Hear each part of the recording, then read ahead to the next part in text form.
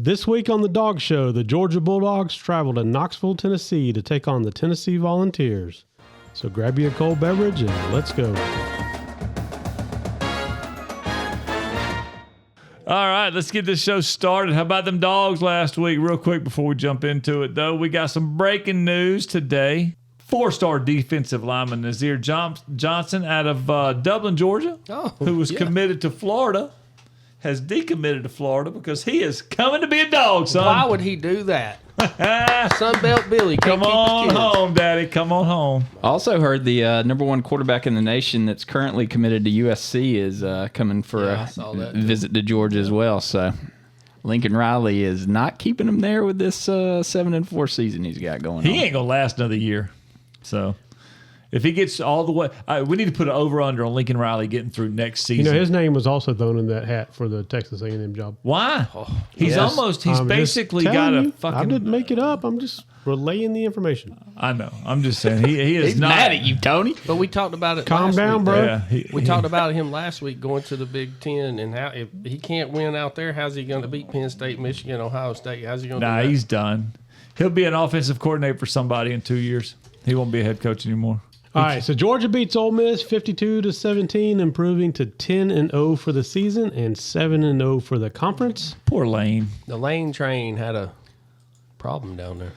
Ran off the tracks a little bit. Yep. So Georgia easily covered the 10.5-point spread and also the over of 58.5, making the third time they've covered this season.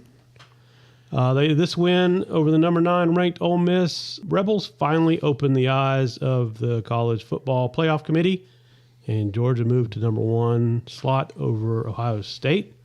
And this is also the 10th straight game Carson Beck throws for over 250 yards in the game. Yeah, just to add to that, Carson Beck threw for 300-plus yards in this game, and he still gets no love. He's only, and in case y'all wondering, he's only got a 77% completion rate, and that's with throwing the ball away when he has to avoid sacks because he doesn't want to hurt the team.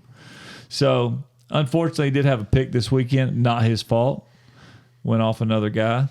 Through his hands. Right through his hands. Poor Jackson Dart came in hoping to do his thing, and he did it right to the sidelines. Proves again, like we talked about last week. At home, he's one guy. Good Jacks. Yep. On the road, Bad Jacks. Bad Jacks. Yeah, I mean, it was kind of interesting going through the Missouri at home versus Missouri away, and you kind of hit the nail on the head, Jeff. Yeah. 28-14 at the half. Georgia comes out, makes the adjustments like we always do, just dominate the third and fourth quarter. Ole Miss is only able to score 3 Lane points. kicks a field goal in the fourth quarter. just to waste some time. Yeah. They had to have a bet. Kirby and them had to bet him. Almost shut you out in the second half. Something had to. That's ridiculous. Or he texts him. He's over on the sidelines. You're not gonna fucking shut me out. I'm about to kick a field goal. Yeah, I could totally see him doing that too. But I like Lane, man. I like what he brings to the game and the entertainment factor of it. I like that he just says what the hell's on his mind. So, but I did like to see him get his ass beat this week. So yeah, I mean, you knew right away. We all said it last week that he was going to go for every single fourth down, and sure enough, first drive of the game, he's on his own 30-yard line, 4th and 2. Well, in his defense, he got it. He did get it, but you talk about ballsy. I mean, you knew he was going to do it, but they did what we said they were going to do. They shut Quinshawn down. He only had 75 yards. He did get the 2 touchdowns, down there by the goal line, but he only had 75 yards, period. Jackson Dart did what he only 112 yards, no touchdowns, an interception, and got his ass knocked out of the game. Well, they lost 2 offensive linemen. They lost one. Yeah. They tried to move some around. They lost another. Once they lost that second one, was it the center that had 2 false starts? He had 3. First play of the game? Yeah, the first play of the game. And then 2 during the game. I mean, those guys were shook from the start. And poor Spencer Sanders had to come in. Oh, my God. He was probably over there. You ain't in Oklahoma no more, son. Jackson went down. Spencer Sanders over the sideline going, come on, Jackson, you got this. You can get up. You'll be all right. Well, we asked that question at the beginning of this season when we were previewing the SEC. Mm-hmm. Like, why did that cat leave a 4-year starting job to come back up quarterback? Yeah. I don't know. I still don't know. Yeah. Yeah, that I don't think we'll ever know. Yeah. But the highlights, man, Ladd McConkey came out He only caught 4 balls, but they were for 81 yards, averaging 20 yards a catch. Dominic Lovett did his thing. Let me just say this out loud. Lad McConkey, Dominic Lovett, Ra Thomas, Brock Bowers, Marcus Rosemy, Jack Saint. Brock Bowers comes out and plays Oscar phenomenally. Dillon. Yeah. What do you do with all those guys on the other side of the line? And then you got to account for Kendall Milton or Dejon in the backfield all at the same time. So well, look, I won't lie to you. When Brock came out, I was nervous. Yeah. Every time he snapped the ball and he took off, I was nervous. Every time he got tackled, I was just waiting, hoping he'd get up normal. Yeah. I mean, it was just one of those things where, and somebody asked him because apparently Tua had like a 27 or a 28 day recovery time with his return, and they were asking him as competitive as Brock was he trying to beat the clock? Try to get the record or right? No, that was the last game at home. Right. That was probably his last game at Sanford Stadium ever.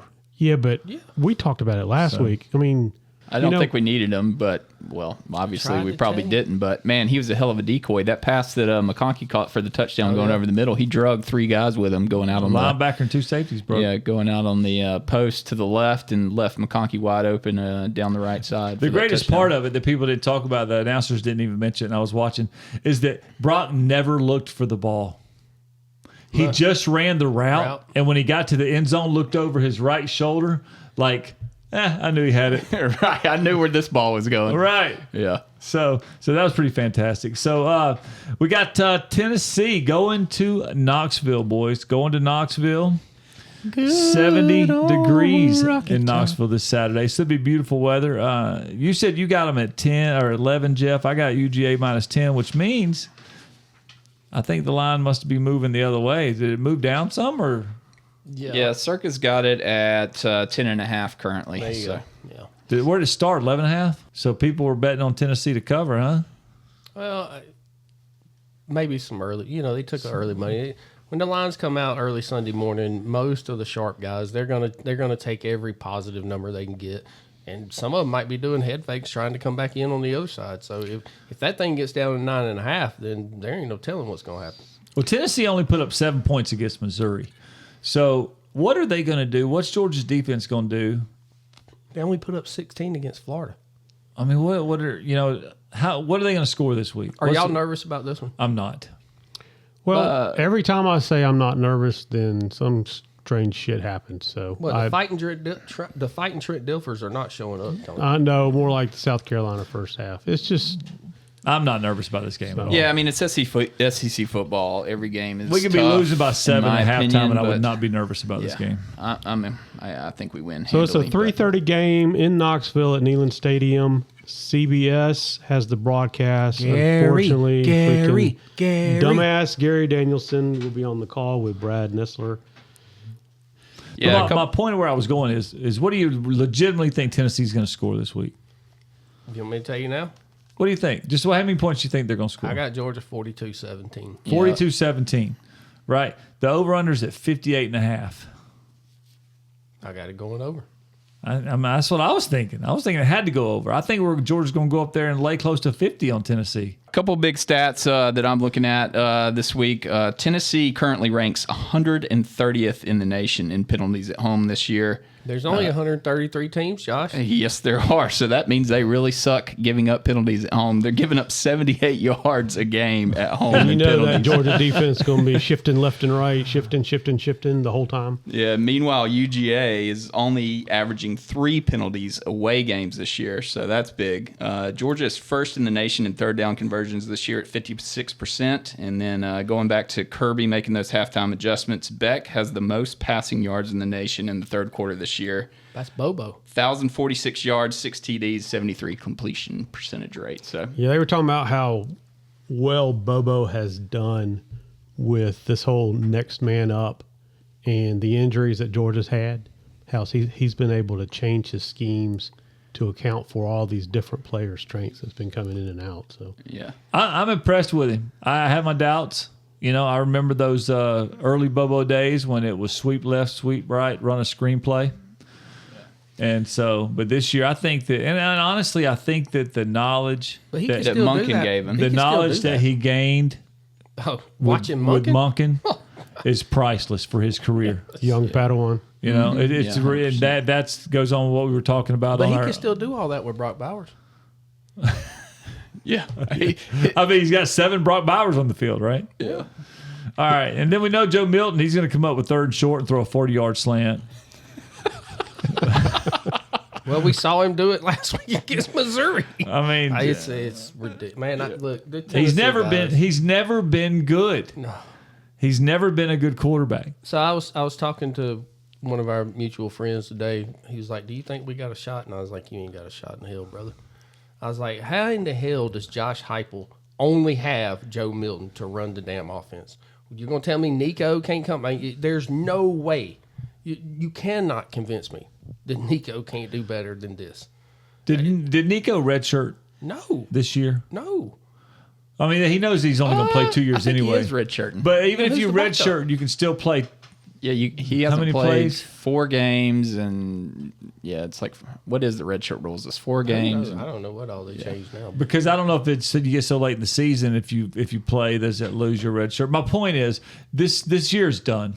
Yes. They're going nowhere. Joe Milton is done. He's out. If I'm coaching this Tennessee team, I'm taking my lumps and I'm letting my young quarterback get his time in. Because the reality is, red shirt or not, he needs to play. after this He's year, not he's listed. He's not listed as a red shirt. red shirt or not. But you don't even have to red shirt anymore because those kids are not staying. If he plays 2 years, if they get 2 years out of him, they're doing great. So luckily, if I'm coaching these guys and I'm Josh Heupel, I'm sorry, Joe. Take your NIL money, go sit down. We appreciate what you tried to do. We got to get this kid ready for next year. And I'm playing Nico. All right. Yeah, you can play in up to 4 games. All right. Still qualify for a red shirt. Josh Heupel is not a SEC coach. Can we agree on that by now?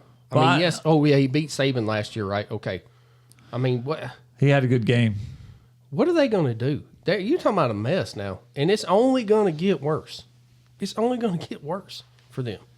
Now they got to start a freshman next year. He might, or whoever, a sophomore, second year, whatever you want to call him. He might be better than Joe Milton, but they're going to lose what little defense they got. They lost the key guys last year. They're going to lose the key guys this year too. We ought to mentally make a check mark at the end of the summer here. We need to check the transfer portal and see how many Tennessee players are in there. Well, they're 7-3 right now. They got Georgia and then Vandy, so they're going to finish 8-4. You're gonna. I mean, if you don't play him this week against Georgia, you got to bring the kid in. You got to play him the whole game against Vandy and let him play the bowl game. And then you got to play him in the bowl game. But they're not going to do that. Joe's going to play the bowl game. See, this is the difference. This is the difference in Kirby Smart and Nick Saban. You see the gap between the programs here. And you see how many times, and even with Dan Lanning, who hasn't been doing it. How many times has Bo Nix come out of a game this year? Yeah. How many times has Michael Penix come out of it? Well, they can't because he's barely winning half of them. That's right. But he's getting all the credit. Yeah, they don't have 3 losses. But Georgia's up by 2 or 3 touchdowns, and they got their other guys playing. They got their second teamers. They're the next quarterback. We've had the 3rd string quarterback play this year. Yeah. That's right. Like, they have to get some game time. They got to get some real life game time. That'd be a good stat to look up. So, how many starting quarterbacks only average playing 3 quarters throughout the year? I mean, we were having this conversation the other day because I said, "Are we going to see Vandergriff next?" And Jeff was like, "No, not in this game." There he comes. Yeah. I mean, how many times? I mean, Carson Beck's had to play a few fourth quarters, but overall, if you divide up his yards per quarter, where does he stack up with all those top guys? To say. If we're going to compare him to the Heisman, hell, he ain't played as many quarters as they have. They probably played 2 more games than he's and they've played. only got a couple hundred more yards for the whole season. Right. And probably played a full game's worth of quarters. At least that's what I'm saying. Right. Probably because he's missed. Oh my God, there was 4 or 5 fourth quarters. He didn't. Yeah. Had him come in the game. But Kirby is setting the standard for what you got to do. That it's about this year, but it's about next year, and it's about the next year, and it's about the next year, and the fact that that's my point about them getting. It's not going to get any better. They gave this guy $7 million NIL deal out of California, whatever the big announcement was when they first got him, and he hadn't seen the field. It's crazy to me. And that's what I'm saying. It's not going to get any better for him. No, you can't tell me that this is going to change next year. It's not. Chip Kelly to Tennessee. With Nico. Wow. I feel bad for him, man. Look, I got a couple of trends. So Georgia was one of my blowouts of the week in our other pod, Stay in the Truck. Didn't want to go into detail, hoping guys might jump on here and listen, but I got a couple of ATS trends on this game, okay? All right. Tennessee at home versus an AP top 5, 2-12 against the spread.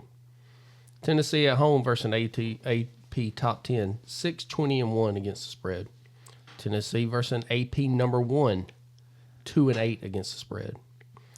Tennessee versus an opponent on a winning streak of 4 games or more, 3-17 against the spread. Tennessee versus an opponent on a winning streak of 6 games or more, 1-9 against the spread.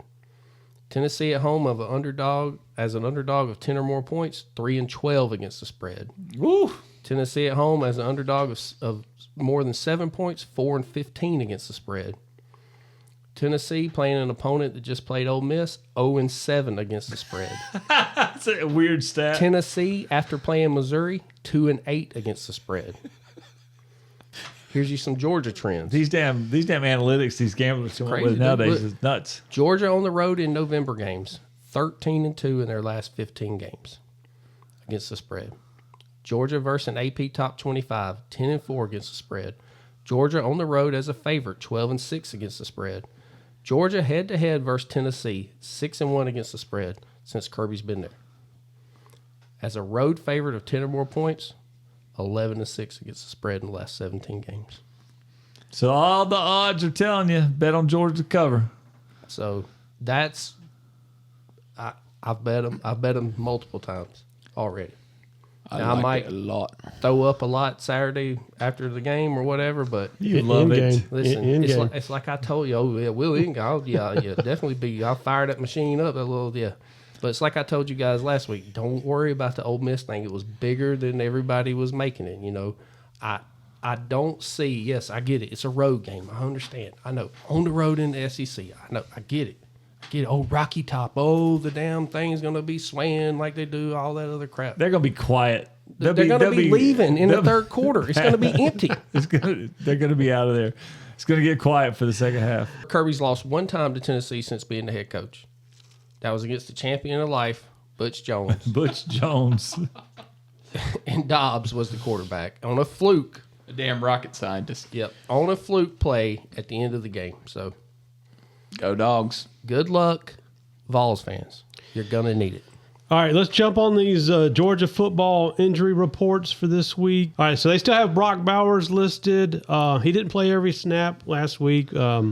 Looks like he's in pretty good shape, and most likely we will see him this week. By not playing every snap, he did play over 40. So to add on to a couple of the things of the excitement of Brock Bowers coming back, the freshman linebacker, number CJ Allen. 33, Yep. comes in. His first start ever in the SEC, leads the team in tackles, plus a sack, plus a tackle for a loss. Absolutely showed out. We got Dumas Johnson with the forearm injury. He's still out. Darius Smith, he's still listed away from the team. He's out.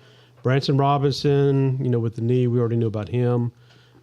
Julian Humphrey, it looks like he had a collarbone injury during the last game with Ole Miss. He left the game. That one hurts. Yep. Warren Brinson, he had a calf injury, left the game. Does not say if he is possible to play this week. EJ Lightsey with a shoulder injury. He was dressed out, so we expect to see him again. Amarius Mims, he also played, and Sorey. All right, boys. Well, hey, in the next couple of weeks, we'll have a lot more to talk about coming in that SEC championship game against that Tide as they locked down that bid this last weekend. So look forward to that, and go Dogs. Go Dogs. All right, guys. Well, that's our show for the week. We really appreciate you tuning in. Please remember to subscribe and to like, and go Dogs.